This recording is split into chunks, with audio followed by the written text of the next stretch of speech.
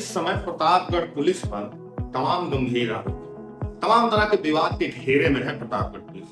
Pratapgarh police की छवि इस समय काफी धूमिल होती हुई नजर आ रही है। तो प्रतापगढ़ पुलिस में तैनात दरोगा, थानेदार अपने आप को कभी कभी सुप्रीम कोर्ट से भी बड़ा मान लेते हैं। मामला हुआ है कंधई थाना क्षेत्र, जहां पर कंधई थाना प्रभारी गुलाब चंद सोनकर सुप्रीम कोर्ट की रोक के बावजूद व्यक्ति की, आरोपी की गिरफ्तारी कर लेते हैं। और जब व्यक्ति द्वारा बताया जाता है कि सुप्रीम कोर्ट का स्टे है उसके पास, तो मारपीट की जाती है। ऐसी घटनाएं कहीं न कहीं प्रतापगढ़ पुलिस की छवि पर पट्टा लगाती हैं। अब जब मामला दोबारा सुप्रीम कोर्ट में उसके आदेश की अवहेलना का सुप्रीम कोर्ट पहुंचा, तो सुप्रीम कोर्ट ने प्रयागराज के एडीजी जोन को घटना की जांच करने के आदेश दे दिए। एडीजी जोन ने जो अपनी रिपोर्ट में बताया है, कहा है कि गुलाब चंद सोनकर, एसआई मिथिलेश चौरसिया और राजेश कुमार को कोर्ट के आदेश की जानकारी थी। इसके बावजूद उन्होंने आरोपियों को गिरफ्तार किया, अनावश्यक रूप से थाने में, और विधि के अनुसार गिरफ्तारी की सूचना भी नहीं दी आरोपियों को। इसने जानबूझकर सुप्रीम कोर्ट के आदेश की अवहेलना की।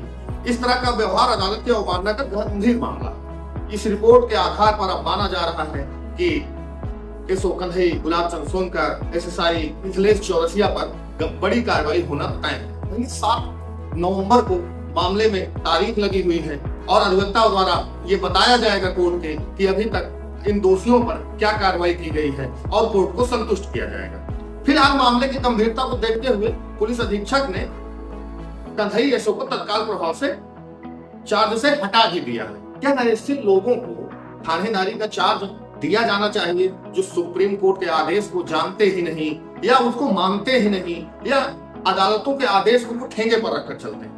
कार्रवाई आज हो गई है, कल फिर 6 महीने बाद कहीं इनको चार्ज दे दिया जाएगा, कहीं थानेदार बना दिया जाएगा। इससे समस्या नहीं हल होगी। इनकी क्या मानसिकता 4 महीने में बदल जाएगी? इस बात की क्या गारंटी होगी कि 4 महीने बाद ये जब कहीं चार्ज पाएंगे तो न्यायालय के आदेशों की अवहेलना नहीं करेंगे? इन पर कठोर कार्रवाई होनी चाहिए। ऐसे ही थानेदारों की वजह से अधिकारियों को पर्सनली कोर्ट में खड़ा होना पड़ता है, पेशी पर जाना पड़ता है, और पुलिस की बहुत ज्यादा ही भद्द पिटती है। ये इस समय एक नया कल्चर आया है जहां थानेदार कोर्ट से अपने आप को ऊपर समझने लगे। या तो उन्हें कानून का ज्ञान नहीं है, या तो उन्हें नया नया रजनीकांत बनने का भूत सवार है। लेकिन उनके इस शौक में, उनकी इन आदतों से पुलिस विभाग का बंटाधार हुआ पड़ा। वहीं हथगवा थाना प्रभारी नंदलाल सिंह व दरोगा बनवारी लाल पाल का भी ऑनलाइन पैसा लेने का मामला चर्चा में बहुत जोर शोर से आया था जिले में, जिसमें आईजी रेंज प्रयागराज के आदेश पर जांच चल रही है। बनवारी लाल पाल को भी लाइन हाजिर कर दिया गया।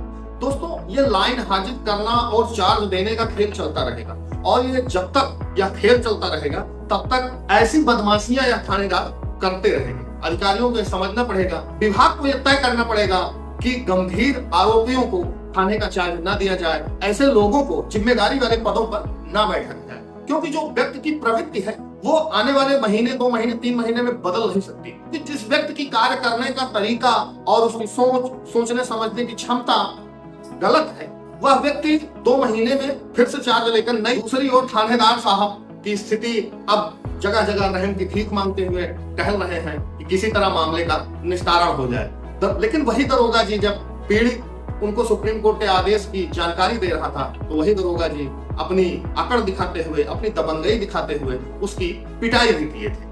अब वही दरोगा जी बचाव के अपने जगह जगह हाथ पसार रहे हैं, जगह जगह भाग दौड़ कर रहे हैं, उछल कूद कर रहे हैं। लेकिन मामला चूंकि सुप्रीम कोर्ट का है, इसलिए इतनी जल्दी निजात पाना मुश्किल है। देखते हैं आगे 7 नवंबर के बाद सुप्रीम कोर्ट मामले में क्या रुख अख्तियार करता है, क्या फैसला देता है, या अधिकारियों को कोई निर्देश देता है, या संबंधित जिम्मेदारों को कोई फटकार लगाता है। आप ऐसे ही बेहतरीन जिले की खबरों के लिए देखते रहे 6 PM न्यूज। मैं आपका मित्र मोनू विद्रोही। नमस्कार।